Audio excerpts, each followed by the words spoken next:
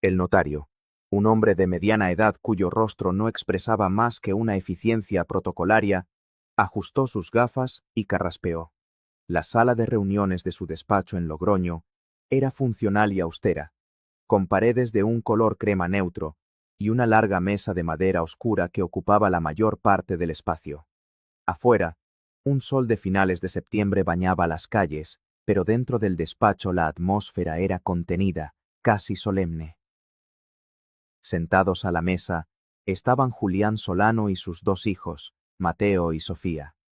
Julián, a sus 75 años, mostraba la fragilidad propia de su edad, pero sus ojos, aunque cansados, conservaban una lucidez penetrante.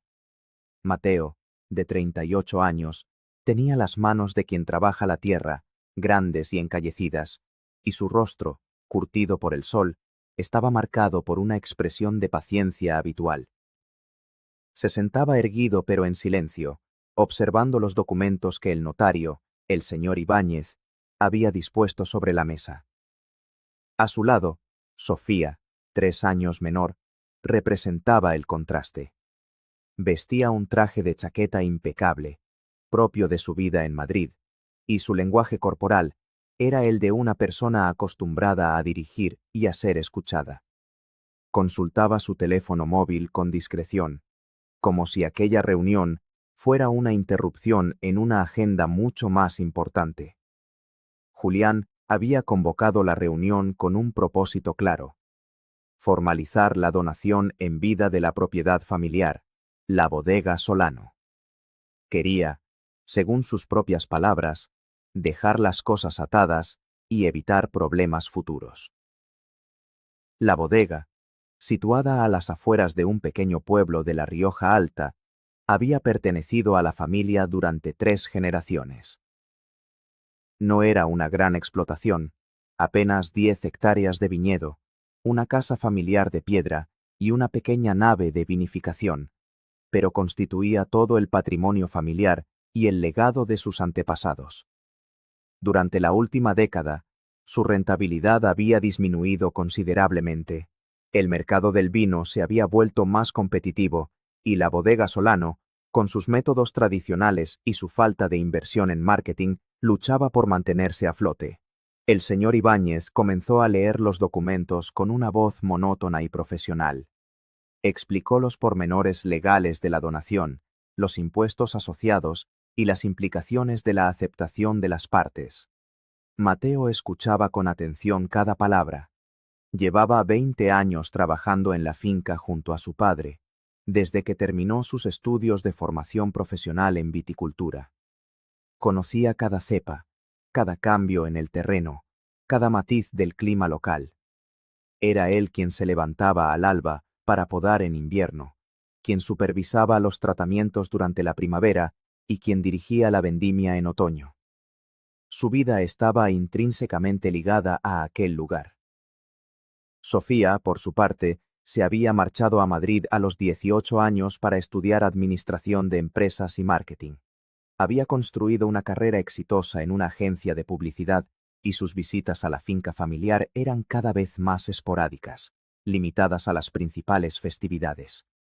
Sin embargo, en sus conversaciones telefónicas con su padre, a menudo le ofrecía consejos sobre cómo modernizar la marca, crear una página web o acceder a nuevos mercados, ideas que Julián escuchaba con interés, pero que nunca llegaban a implementarse por falta de recursos y, quizás, de voluntad.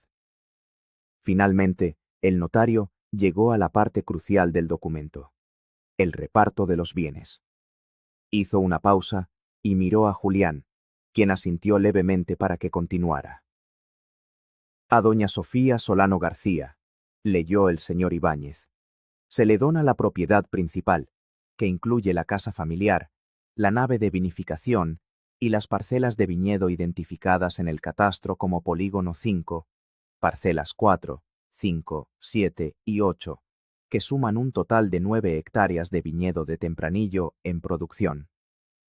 Asimismo, se le cede la marca comercial Bodegas Solano y todo el inventario de vino existente en la bodega. Un silencio denso se instaló en la sala. Mateo no movió un músculo. pero su mirada se fijó en un punto abstracto de la pared.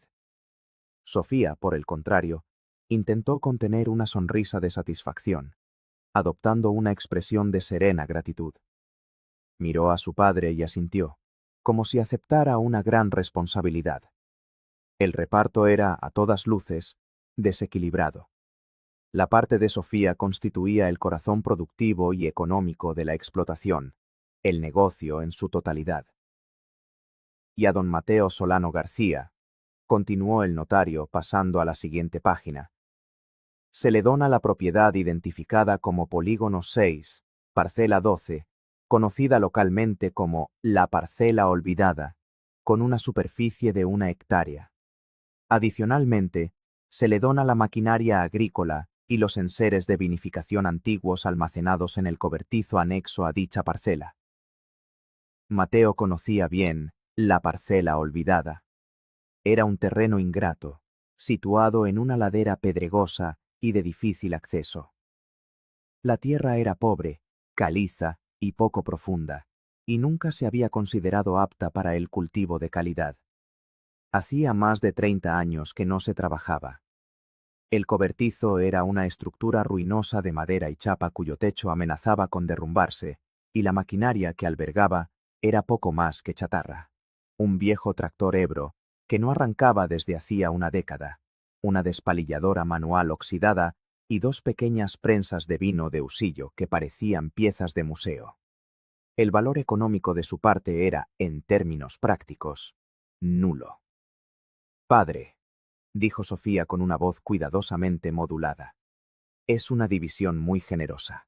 No sé si estoy preparada para asumir tanto. Mateo tiene mucha más experiencia en el campo». Era una falsa muestra de humildad, una jugada calculada para subrayar la magnitud de su herencia. Julián se volvió hacia su hijo por primera vez. Su mirada era difícil de interpretar. No había disculpa, pero tampoco desafío. «Sofía tiene los contactos y la visión para hacer que el negocio crezca», dijo con voz firme. «Sabe vender. Tú, Mateo, sabes trabajar. Esa parcela necesita mucho trabajo. Te mantendrá ocupado». La lógica de su padre era aplastante en su simplicidad y en su crueldad. Sofía era el futuro, el marketing, la expansión. Mateo era el pasado, el trabajo manual, el ancla. La decisión no dejaba lugar a la interpretación. Era una declaración de intenciones, una apuesta clara por uno de sus hijos en detrimento del otro. Mateo no discutió, no levantó la voz ni mostró el torbellino de decepción y humillación que sentía en su interior. Simplemente asintió. «Entendido», dijo en voz baja. El notario les pasó los documentos para la firma. Sofía firmó con un trazo rápido y elegante. Cuando le llegó el turno a Mateo, su mano, acostumbrada a la delicadeza de la poda y a la fuerza de las herramientas, trazó su nombre con una caligrafía lenta y metódica. Al firmar, aceptaba formalmente una parcela de tierra yerma y un montón de hierro oxidado como la recompensa a 20 años de lealtad y trabajo. La reunión concluyó. Sofía se despidió de su padre con un beso y de su hermano con una palmada condescendiente en el hombro. «Hablamos pronto, hermanito. Seguro que se nos ocurre algo que puedas hacer en la bodega principal». Salió del despacho y su paso resonó en el pasillo, el sonido de alguien que avanza hacia un futuro prometedor. Mateo y su padre salieron juntos. Caminaron en silencio hasta el aparcamiento. El sol de la tarde les dio de lleno en la cara. «Es lo mejor para la bodega», dijo Julián finalmente, sin mirar a su hijo. No era una explicación, sino una reafirmación de su sentencia. «Lo sé, padre», respondió Mateo. No había ironía en su voz, solo un profundo cansancio. Subió a su vieja furgoneta y, antes de arrancar, miró a su padre, que seguía de pie junto al coche de Sofía, esperando a que ella terminara una llamada. Por un instante, vio en el rostro de Julián una sombra de duda, un destello fugaz que desapareció tan rápido como había llegado. Luego, arrancó el motor y condujo de vuelta al pueblo, hacia el único lugar que le quedaba, una parcela de tierra olvidada y un cobertizo lleno de recuerdos y maquinaria inútil. No sabía entonces que en ese acto de aparente desprecio se ocultaba una lógica mucho más compleja, un plan trazado con la paciencia de un agricultor que siembra una semilla en secreto, esperando que solo la persona adecuada sepa cómo hacerla germinar. Los días que siguieron a la visita al notario transcurrieron con una lentitud pesada. Mateo continuó con sus rutinas en la bodega principal, como si nada hubiera cambiado. La vendimia estaba a punto de terminar y aún quedaban tareas por hacer. Sofía regresó a Madrid al día siguiente de la firma, pero sus llamadas a la finca se hicieron más frecuentes. Daba instrucciones por teléfono, preguntaba por los niveles de producción, por el estado de las barricas, por los contactos de los proveedores. Hablaba con la autoridad de una propietaria, aunque su conocimiento práctico fuera puramente teórico. Mateo respondía a sus preguntas con monosílabos, ejecutando las tareas con la misma profesionalidad de siempre. La relación entre ellos se había transformado en la de un gerente y un capataz. Una semana después, cuando la última uva ya estaba en los depósitos de fermentación, Mateo decidió ir a inspeccionar su nueva propiedad. Cogió su furgoneta y tomó el camino de tierra que ascendía por la ladera hasta la parcela olvidada. El acceso era complicado. El camino estaba lleno de baches y la vegetación salvaje lo había estrechado. Al llegar, dejó la furgoneta y caminó por el terreno. Era tal y como lo recordaba, una pendiente pedregosa cubierta de hierbas secas y matorrales. El suelo era de un color blanquecino, señal de su alto contenido en caliza. Intentó clavar la punta de su bota en la tierra, pero apenas pudo hundirla un par de centímetros. Cualquier agricultor habría confirmado el veredicto de su padre. Aquella tierra era inútil para el viñedo convencional. Se dirigió al cobertizo. La estructura de madera estaba vencida por el tiempo. Las tablas estaban podridas en su base y el techo de chapa ondulada tenía varios agujeros por los que se filtraba la luz. Empujó la puerta, que chirrió sobre sus goznes oxidados. El interior estaba oscuro y olía a polvo, a metal frío y a madera seca.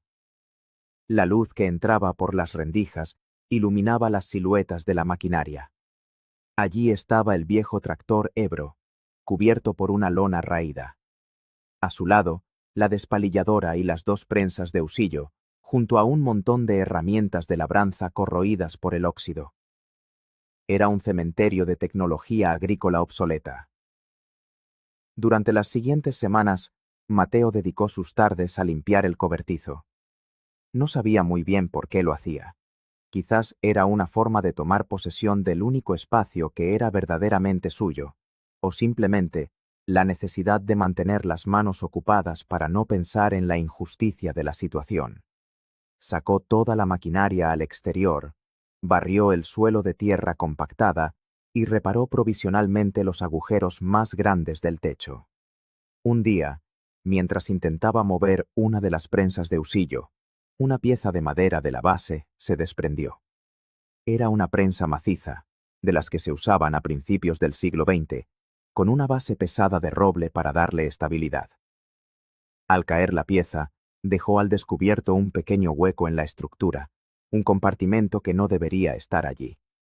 Intrigado, Mateo se arrodilló y metió la mano en el hueco. Sus dedos tocaron algo metálico y frío. Tiró de ello y extrajo una pequeña caja de hojalata, de las que antiguamente se usaban para guardar galletas o tabaco. Estaba cerrada, pero no con llave. La abrió con cuidado. Dentro, protegidos por una tela de saco, había varios cuadernos de espiral con las tapas de cartón descoloridas y un sobre de papel amarillento. Se sentó en el suelo polvoriento del cobertizo y abrió el primer cuaderno. La caligrafía era inconfundible. Era la letra de su padre, pero de una época pasada, más firme y enérgica. La primera entrada estaba fechada en 1978. Mateo empezó a leer. No eran diarios personales en el sentido estricto, sino cuadernos de campo. En ellos, su padre, un joven Julián de poco más de 30 años, documentaba un proyecto secreto. Durante páginas y páginas, Julián describía sus experimentos en La parcela olvidada. Había pasado años analizando su suelo. Los cuadernos estaban llenos de anotaciones sobre los niveles de pH, la composición mineral, la capacidad de drenaje. Había llegado a la conclusión de que, aunque la parcela no era apta para el tempranillo, su composición única, un alto porcentaje de carbonato cálcico y una mezcla específica de arcillas y limos, era extraordinariamente similar a la de ciertas parcelas de Borgoña famosas por sus Pinot Noir. Pero su objetivo no era el Pinot Noir. Julián estaba obsesionado con una variedad de uva autóctona casi extinguida, una mutación del graciano conocida localmente como graciano peludo, por la vellosidad del embés de sus hojas. Era una uva difícil, de bajo rendimiento y maduración tardía, que había sido arrancada de la mayoría de los viñedos de La Rioja en favor de variedades más productivas. Sin embargo, Julián creía que esta variedad, plantada en el suelo correcto y con el portainjerto adecuado, podía producir un vino de una complejidad y elegancia sin igual. Los cuadernos detallaban sus intentos de conseguir material vegetal de las pocas cepas centenarias que quedaban en la región, sus fracasos al intentar injertarlas, sus pequeñas victorias. Había plantado una pequeña sección de la parcela a modo de prueba. Las últimas entradas, de mediados de los años 80, hablaban de los problemas económicos. La bodega principal no iba bien, su propio padre se puso enfermo y él tuvo que abandonar su proyecto secreto para centrarse en mantener a flote el negocio familiar. El proyecto quedó enterrado, olvidado, al igual que la parcela. Mateo abrió el sobre. Dentro había un análisis de suelo detallado, encargado a un laboratorio de la Universidad de Zaragoza en 1981, que confirmaba las intuiciones de su padre. También había una carta, escrita con la misma caligrafía, pero más reciente. No tenía fecha. Mateo, comenzaba la carta. Si estás leyendo esto, es que has encontrado mis viejos cuadernos. Y si los has encontrado, es porque no te has rendido y has visto algo en esta tierra que otros no ven. Tu hermana es inteligente y ambiciosa, pero no tiene paciencia. Venderá la bodega a la primera oferta de una gran corporación, buscando un beneficio rápido. Destruirá mi legado y el de tu abuelo. Yo no pude llevar a cabo este sueño, la vida se interpuso. Pero tú puedes. Esta parcela no es un castigo, es una oportunidad. Es la semilla de una bodega mucho mejor, una que se base en la calidad y no en la cantidad. Sé que es un camino difícil y que empiezas de cero. Pero si alguien tiene la tenacidad y el conocimiento para hacerlo, eres tú. Esto no es una herencia, es un desafío. Tu padre, Julián. Mateo se quedó sentado en el suelo del cobertizo durante casi una hora, con la carta en la mano. El sol de la tarde se filtraba por las rendijas, iluminando las partículas de polvo que flotaban en el aire. Todo cobraba sentido. La división no había sido un acto de favoritismo o desprecio, sino un plan meticulosamente diseñado. Su padre no le había regalado una parcela inútil. Le había legado un proyecto, una misión. Le había entregado la llave de un futuro que solo él, con su experiencia y su carácter, podía construir. La sensación de humillación se transformó en una oleada de propósito. Se levantó, guardó los cuadernos y la carta en la caja de hojalata y salió del cobertizo. Miró la parcela yerma no como un terreno baldío, sino como un lienzo en blanco. Por primera vez en semanas, sonrió. El trabajo que tenía por delante era monumental, pero ya no era una carga, sino un privilegio. El primer paso de Mateo fue la verificación. A pesar de la confianza que le inspiraban los cuadernos de su padre, necesitaba una validación externa y actual. Recogió varias muestras de suelo de diferentes puntos de La parcela olvidada. Las empaquetó cuidadosamente y las envió al mismo departamento de la Universidad de Zaragoza que su padre había contactado 40 años antes. Junto con las muestras, adjuntó una copia del análisis original de 1981 y una carta explicando su intención de cultivar una variedad específica de graciano. Mientras esperaba los resultados, se dedicó a investigar sobre el graciano peludo. Descubrió que era aún más raro de lo que su padre había descrito. La mayoría de los viveros no lo comercializaban y las pocas referencias que encontró en libros de viticultura lo describían como una reliquia del pasado, una curiosidad enológica sin valor comercial. Sin embargo, encontró un artículo en una revista especializada escrito por una agrónoma llamada Elena Rivas, doctora en viticultura por la Universidad de La Rioja, que defendía el potencial de las variedades minoritarias como respuesta al cambio climático y a la homogeneización del mercado. Decidió contactarla. Elena Rivas resultó ser una mujer de unos 50 años, enérgica y apasionada por su trabajo. Accedió a reunirse con Mateo en su despacho de la universidad. Mateo le llevó los cuadernos de su padre. Elena los examinó con un interés creciente, pasando las páginas con cuidado, estudiando los dibujos de las hojas, las tablas de datos climáticos, las anotaciones sobre los portainjertos. Tu padre era un visionario, dijo finalmente, levantando la vista de los cuadernos. Esto es fascinante. Estaba haciendo un trabajo de zonificación a nivel de parcela décadas antes de que se convirtiera en una práctica común en La Rioja. Y su intuición sobre la simbiosis entre este tipo de suelo y el graciano es audaz, pero teóricamente sólida. ¿Cree que es viable?, preguntó Mateo. Viable, sí. Fácil, no, respondió Elena. Necesitarás material vegetal de calidad, lo cual será difícil y caro de conseguir. La preparación del terreno será costosa. Y tendrás que esperar al menos 4 o 5 años para la primera cosecha significativa. Es un proyecto de alto riesgo y a largo plazo. Necesitarás financiación. 2 semanas después, llegaron los resultados del laboratorio de Zaragoza. Confirmaban punto por punto el análisis de 1981 e incluso añadían nuevos datos sobre la presencia de ciertos microorganismos beneficiosos en el suelo. Con este informe y el respaldo informal de Elena Rivas, Mateo empezó a sentirse más seguro. Mientras tanto, en la bodega principal, la gestión de Sofía empezaba a generar las primeras fricciones.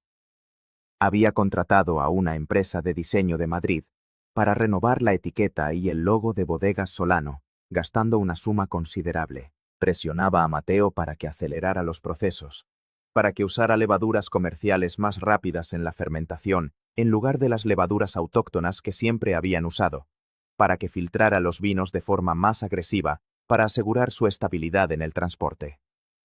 Cada sugerencia chocaba con la filosofía de trabajo que Mateo había aprendido de su padre y su abuelo.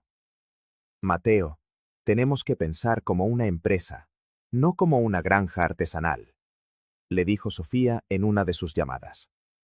El mercado quiere vinos consistentes, fáciles de beber. Tu romanticismo no paga las facturas. El romanticismo es lo que le ha dado reputación a esta bodega durante 80 años, replicó él. La tensión era palpable. Los viejos empleados de la bodega, leales a Mateo y a las formas tradicionales, miraban con recelo las nuevas directrices. El ambiente de trabajo se enrareció. Sofía no tardó en enterarse de las actividades de su hermano. Los pueblos pequeños son un hervidero de rumores, y la noticia de que Mateo pasaba sus tardes trabajando en la parcela olvidada llegó a sus oídos a través de una llamada de una vieja amiga de la familia. Al principio, no le dio importancia, pensando que era una forma de su hermano de mantenerse ocupado. Pero cuando supo que había enviado muestras de tierra a analizar y que se había reunido con una experta de la universidad, su curiosidad se convirtió en sospecha. Una tarde, se presentó en la finca sin avisar. Encontró a Mateo en el cobertizo, donde éste había instalado una pequeña mesa de trabajo y estaba clasificando viejas herramientas. ¿Qué estás haciendo aquí?, preguntó ella, mirando a su alrededor con cierto desdén. Es mi propiedad. Estoy limpiando, respondió Mateo sin levantar la vista. Me han dicho que estás muy interesado en este pedazo de tierra, que haces preguntas, que consultas a expertos. ¿Hay algo que debería saber? Su tono era inquisitivo. Solo exploro mis opciones, dijo Mateo, evasivo. ¿Qué opciones puede haber aquí? Esto es un secarral, a no ser que hayas encontrado petróleo. Sofía intentó bromear, pero sus ojos escrutaban cada rincón, buscando una pista. Vio la caja de hojalata sobre la mesa. ¿Y eso? Cosas viejas de padre, dijo Mateo, interponiéndose sutilmente entre ella y la caja. Sofía no insistió, pero se marchó con la semilla de la duda plantada en su mente. Su hermano, siempre tan predecible y pasivo, estaba actuando de forma extraña. Su instinto le decía que detrás de esa aparente locura de trabajar una tierra inútil se escondía algo más, algo que ella no sabía y que, por alguna razón, la inquietaba profundamente. Decidió que debía vigilar a Mateo más de cerca. La batalla por el legado de los Solano, que parecía haber concluido en el despacho del notario, no había hecho más que empezar. La sospecha de Sofía se convirtió en una obsesión. Desde Madrid, empezó a mover hilos. Hizo algunas llamadas a contactos en el sector agrícola y bancario de La Rioja, preguntando discretamente si alguien sabía qué tramaba su hermano. La información que obtuvo fue fragmentaria pero alarmante. Mateo había solicitado presupuestos para la preparación de un terreno de 1 hectárea, un trabajo costoso que implicaba el desbroce, el subsolado para romper la capa de roca superficial y la adición de materia orgánica. También había contactado con uno de los pocos viveros de España especializados en la recuperación de variedades antiguas, mostrando interés en adquirir una cantidad significativa de injertos de Graciano peludo. Para Sofía, estas acciones no tenían sentido desde un punto de vista económico racional. Invertir una gran suma de dinero en una parcela improductiva para plantar una variedad de uva obsoleta era, en el mejor de los casos, una excentricidad, en el peor, una locura financiera. A menos, claro está, que Mateo supiera algo que ella ignoraba. La idea de que su padre, en su aparente reparto desigual, le hubiera dado a Mateo una llave secreta para un tesoro escondido empezó a tomar forma en su mente. Se sentía engañada. Decidió pasar a la ofensiva. Contactó con un prestigioso bufete de abogados de Logroño, especializado en derecho civil y de sucesiones. En una reunión con un abogado llamado Ricardo Valdivieso, un hombre de maneras pulcras y verbo afilado, le expuso la situación. Omitió, por supuesto, cualquier mención a sus propias sospechas sobre el valor oculto de la parcela. En su lugar, presentó el caso como una cuestión de justicia familiar y de protección de su padre. Mi padre es un hombre mayor, argumentó con una expresión de fingida preocupación. Quiero creer que actuó de buena fe, pero la división de la propiedad es manifiestamente perjudicial para uno de sus hijos. Mi hermano, que es una persona, digamos, simple, se ha embarcado en un proyecto ruinoso en esa parcela. Me preocupa que malgaste sus pocos recursos y que, en última instancia, su fracaso recaiga sobre el patrimonio familiar principal. Además, tengo serias dudas de que mi padre estuviera en pleno uso de sus facultades mentales al tomar una decisión tan ilógica. Quizás mi hermano, conociendo su debilidad, le influyó de alguna manera. Valdivieso escuchó atentamente, tomando notas. Vio una clara línea de ataque. Podríamos impugnar la donación, sugirió. Podemos argumentar dos cosas. Primero, la incapacidad del donante. Si podemos demostrar que su padre no tenía la capacidad mental para comprender el alcance de sus actos, un juez podría anular la donación. Segundo, Podemos alegar que la parcela donada a su hermano es, por su naturaleza y ubicación, una parte indivisible de la explotación principal, y que su segregación perjudica la unidad económica de la finca. Esto es más difícil de probar, pero puede servir como medida de presión. Sofía estuvo de acuerdo.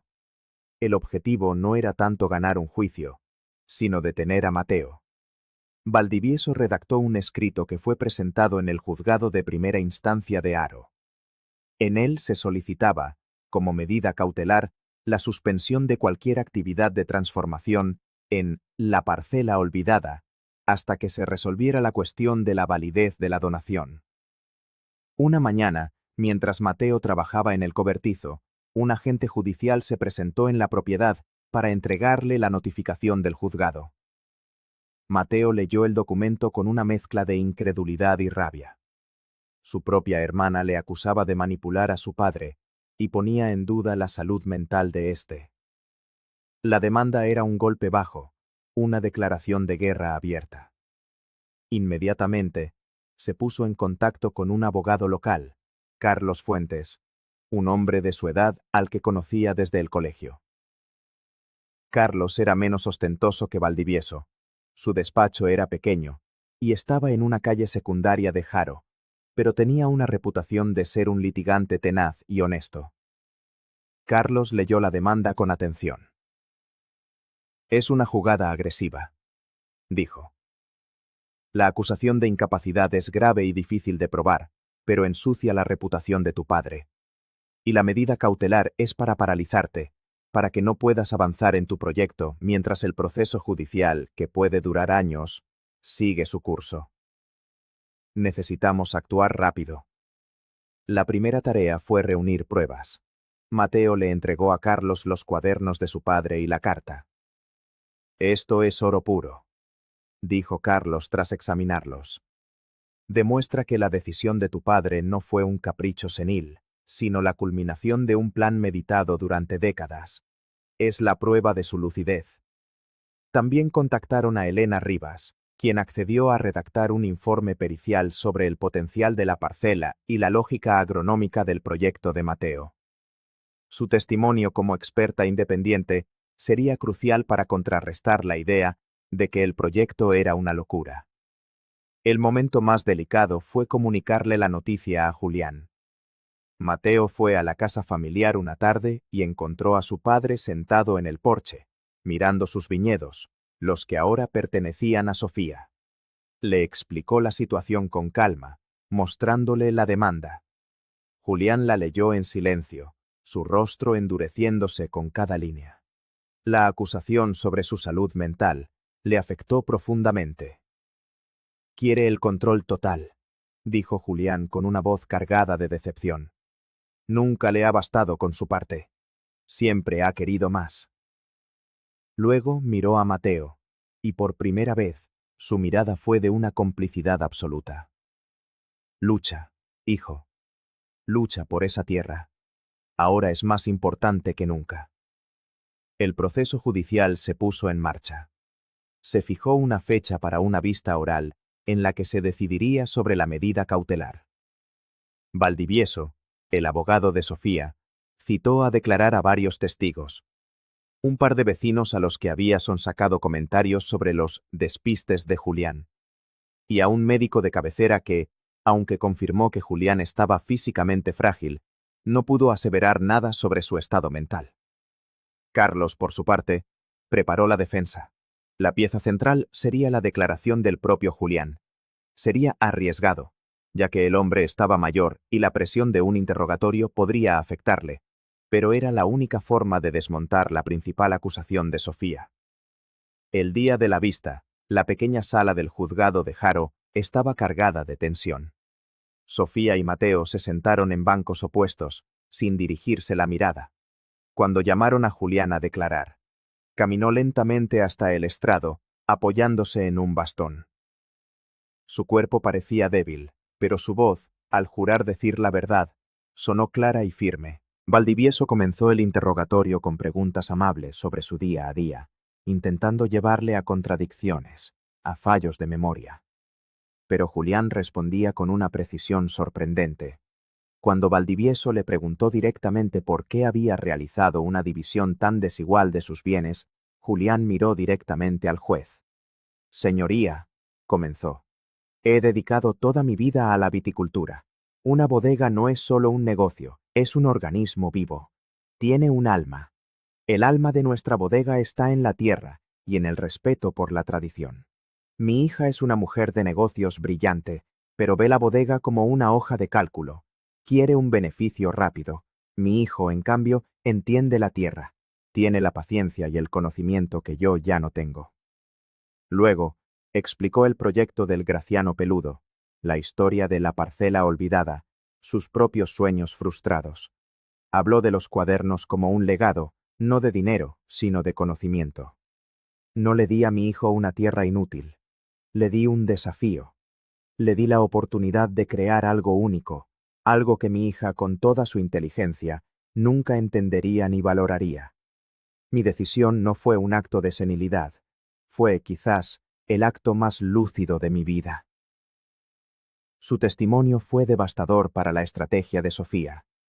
La imagen que proyectó no fue la de un anciano manipulable, sino la de un patriarca sabio que había diseñado un plan complejo para preservar la esencia de su legado.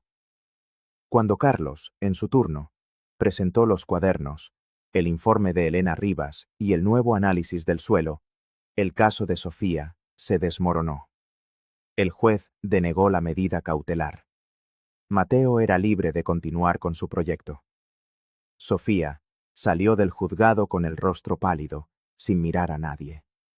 Había perdido la primera batalla, y al hacerlo, no solo había fracasado en su intento de detener a Mateo, sino que había expuesto su propia codicia y había fracturado a su familia de una manera que parecía irreparable.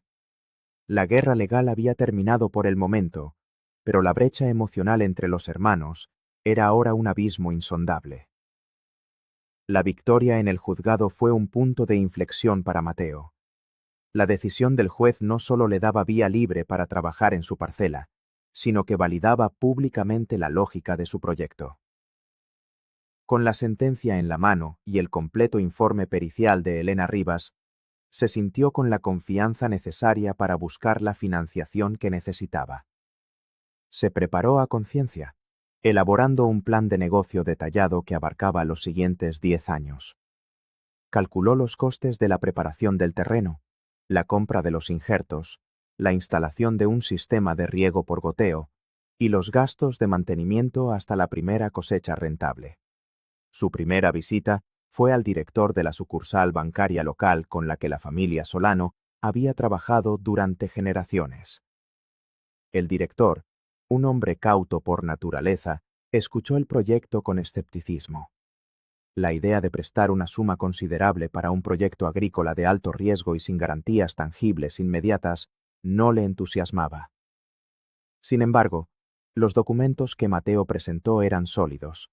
La sentencia judicial, el informe de la universidad, los análisis de suelo y, sobre todo, los cuadernos de su padre, que añadían un componente de legado y seriedad que iba más allá de los números. Tras varias reuniones y la presentación de un aval personal basado en la pequeña herencia que había recibido de su madre años atrás, el banco accedió a concederle un préstamo, aunque con unas condiciones estrictas y un tipo de interés elevado. Con el dinero en su cuenta, Mateo se puso a trabajar de inmediato. Contrató a una empresa local para que preparara la parcela olvidada. Durante semanas, las máquinas trabajaron en la ladera, rompiendo la roca, nivelando el terreno en terrazas para evitar la erosión y mezclando la tierra con composto orgánico para mejorar su estructura. El paisaje de la parcela cambió drásticamente, pasando de ser un secarral abandonado a un campo de labor preparado para la siembra. Paralelamente, finalizó la compra de los injertos de Graciano Peludo. El vivero le proporcionó plantas de la más alta calidad genética, certificadas y libres de virus. En la primavera siguiente, con la ayuda de un par de jornaleros, Mateo plantó a mano cada una de las cepas, siguiendo un marco de plantación preciso que había diseñado para optimizar la insolación y la aireación. Ver la parcela cubierta de pequeñas plantas verdes fue uno de los momentos más gratificantes de su vida. Mientras tanto, la situación de Sofía en la bodega principal se complicaba. La derrota judicial había dañado su imagen. El testimonio de su padre, que se extendió rápidamente por la comarca, la había retratado como una hija ambiciosa y desagradecida. Algunos de los compradores de uva más antiguos y leales a su padre empezaron a mostrarse reticentes a trabajar con ella. Los empleados de la bodega, aunque profesionalmente correctos, mantenían una distancia fría. Además, la gestión del negocio resultó ser más difícil de lo que había imaginado. Sus ideas de marketing, tan efectivas en el mundo corporativo de Madrid, no se traducían fácilmente en el sector del vino de autor. El rediseño de la etiqueta fue criticado por los clientes tradicionales, que lo consideraron pretencioso. Sus intentos de vender el vino a grandes cadenas de distribución fracasaron, ya que el volumen de producción de Bodegas Solano era demasiado pequeño para ser de su interés, y el precio era demasiado alto para competir con las marcas industriales. Se encontró atrapada en un limbo. La bodega era demasiado pequeña para los grandes mercados, y, bajo su nueva dirección, estaba perdiendo el prestigio que la hacía atractiva para los nichos de mercado especializados. Los costes operativos eran altos y las ventas disminuían. Por primera vez, la bodega familiar registró pérdidas. La relación entre los hermanos era inexistente. No se hablaban. Mateo estaba completamente absorto en su proyecto, cuidando de sus viñas jóvenes con una dedicación casi paternal. Sofía, por su parte, se sentía cada vez más aislada y frustrada. Veía desde la ventana de la casa familiar cómo la parcela de su hermano se transformaba día a día, un recordatorio constante de su error de cálculo. Pasaron 2 años. Las viñas de Mateo crecieron fuertes y sanas. El primer año no produjeron uva, y el segundo, una pequeña cantidad que Mateo decidió no vinificar para no forzar las plantas. Fue un tiempo de paciencia y de gastos continuos, pero cada vez que caminaba entre las hileras de cepas, sentía que estaba en el camino correcto. Al tercer año, las plantas estaban listas para su primera cosecha real. La producción fue pequeña, como se esperaba, pero la calidad de la uva era excepcional. Los racimos eran pequeños, de granos sueltos, y la maduración fue lenta y completa, justo como su padre había predicho en sus cuadernos. Mateo realizó la vendimia a mano, seleccionando cuidadosamente cada racimo. La vinificación la llevó a cabo en el viejo cobertizo, que había rehabilitado y equipado con un par de depósitos de acero inoxidable de pequeño tamaño y unas pocas barricas de roble francés de la mejor calidad, compradas con la última parte del préstamo. Todo el proceso fue meticuloso, artesanal, buscando la máxima expresión del terruño. El resultado fue una sola barrica de vino, apenas 300 litros. Un vino de un color profundo, con una complejidad aromática que sorprendió incluso al propio Mateo. Decidió llamar a su proyecto Legado de Julián Solano, en honor a su padre. Mientras Mateo celebraba en silencio su pequeña victoria, la situación financiera de Sofía llegó a un punto crítico. Las deudas se acumulaban y el banco que le había denegado el préstamo a ella meses antes, ahora le exigía un plan de viabilidad para renegociar la línea de crédito de la bodega. Se enfrentaba a una dura realidad. O conseguía una inyección de capital inmediata, o tendría que vender. La opción de vender a una gran corporación, la misma que su padre había temido, se presentaba ahora como su única salida. Fue entonces cuando Mateo decidió que era el momento de actuar.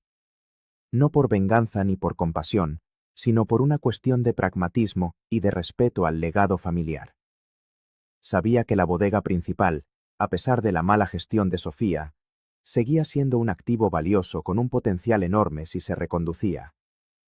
Y él, con su nuevo proyecto a punto de despegar, necesitaba una estructura de vinificación más grande y una marca con la que eventualmente fusionar su vino de alta gama. Un año después de su primera cosecha, con su vino ya embotellado, pero aún no a la venta, Mateo, a través de su abogado Carlos Fuentes, solicitó una reunión formal con Sofía y su abogado, Ricardo Valdivieso. La reunión no se celebró en un terreno neutral, sino en el despacho de Carlos, un gesto que sutilmente establecía quién tenía ahora la posición de fuerza. Sofía llegó a la reunión con una actitud defensiva, esperando una nueva afrenta. Se sorprendió al ver a su hermano, más seguro de sí mismo de lo que nunca le había visto. Mateo no perdió el tiempo en recriminaciones. Fue directo y profesional. Sofía, comenzó, sé que la situación de la bodega es delicada, y yo, por mi parte, he logrado establecer las bases de un nuevo proyecto que, en unos años, necesitará crecer. Nuestros intereses, aunque parezcan opuestos, pueden converger. Carlos Fuentes tomó la palabra y expuso la propuesta sobre la mesa. No era una oferta de ayuda, sino una propuesta de negocio. Mateo ofrecía dos alternativas. La primera era una compra directa. Ofrecía adquirir la totalidad de la bodega Solano, la casa, la nave, las 9 hectáreas de viñedo y la marca comercial, por un precio justo de mercado, tasado por un perito independiente. El precio ofrecido era suficiente para que Sofía saldara todas sus deudas y le quedara un capital considerable para empezar de nuevo en Madrid. La segunda opción era una fusión. Mateo proponía crear una nueva sociedad. Él aportaría su parcela olvidada, su proyecto legado de Julián Solano, y su conocimiento técnico, asumiendo el control total de la producción y la estrategia vitivinícola. Sofía aportaría los activos de la bodega Solano y podría quedarse con un porcentaje minoritario de la nueva empresa, ocupando un rol específico en marketing y ventas internacionales, pero siempre bajo la dirección de Mateo. La propuesta era impecable desde el punto de vista empresarial. Ambas opciones eran realistas y ofrecían a Sofía una salida digna a su fracaso. No había humillación en la oferta, solo lógica de negocio. Le daba a elegir entre una retirada limpia con dinero en el bolsillo o la oportunidad de seguir vinculada al legado familiar, pero aceptando un rol secundario y reconociendo el liderazgo de su hermano. Sofía escuchó en silencio, su rostro una máscara impenetrable. Pidió un tiempo para estudiar la propuesta con su abogado. La reunión terminó. Pasó una semana. Mateo no presionó. Continuó con su trabajo, supervisando la crianza de su primera añada y cuidando de sus viñas. Finalmente, recibió una llamada de Carlos. Sofía había tomado una decisión. Había aceptado la primera opción, la venta total. Prefería la ruptura limpia, la oportunidad de volver a su vida en Madrid, sin las ataduras ni los fantasmas del pasado. Se firmaron los contratos en el mismo despacho del notario Ibáñez, donde todo había comenzado años atrás. Esta vez, los roles estaban invertidos. Era Mateo quien firmaba como comprador, adquiriendo el control del patrimonio que una vez le fue negado. Sofía firmó rápidamente, como si quisiera terminar cuanto antes. No hubo una despedida emocional. Se dieron la mano de forma protocolaria y ella se marchó. Esa tarde, Mateo caminó por la finca, ahora enteramente suya. Entró en la casa familiar, recorrió las habitaciones vacías, subió a la nave de vinificación. Todo era suyo, pero no sentía un triunfo exultante, sino el peso de la responsabilidad. La verdadera victoria no había sido derrotar a su hermana, sino demostrar que el plan de su padre era correcto. Subió a la parcela olvidada al atardecer. Las viñas, ya en su 4.º año, se veían robustas y llenas de vida. Se agachó y cogió un puñado de la tierra blanquecina. Era el origen de todo. El legado no estaba en los edificios ni en la marca, sino en el conocimiento, la paciencia y la visión. Su padre le había dado lo más valioso, no una herencia material, sino un propósito. El camino por delante era largo. Aún tenía que lanzar su vino al mercado, construir una nueva reputación para la bodega, hacerla rentable. Pero por primera vez en su vida, Mateo Solano se sentía el dueño de su propio destino. El sol se ponía sobre los viñedos de La Rioja, y para él un nuevo día acababa de empezar.